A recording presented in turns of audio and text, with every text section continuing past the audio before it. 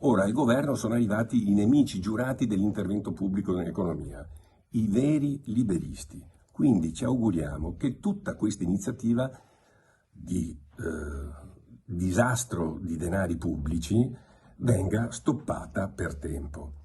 In caso contrario, sarà mio impegno di richiamare l'attenzione della sezione regionale di controllo della Corte dei Conti su quest'ennesimo spreco di risorse pubbliche. I lavori per la trasformazione dell'ex ospedale al mare Lido di Venezia devono ancora iniziare, ma dietro l'angolo c'è già la spada di Damocle di un ricorso alla Corte dei Conti.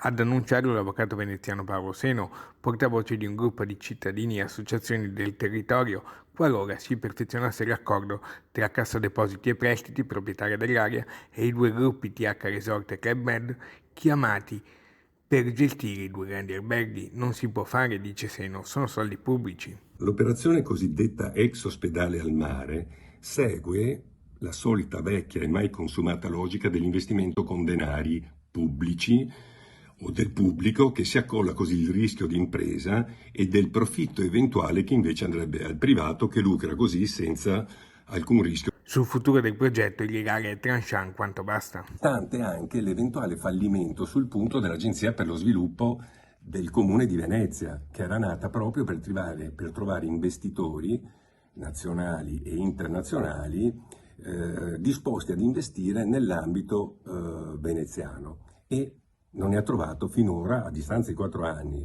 dalla sua istituzione, non ha trovato nessun investitore degno di questo nome. Il progetto, così come è stato raccontato, il progetto dell'ex ospedale al mare, è evidentemente economicamente del tutto insostenibile.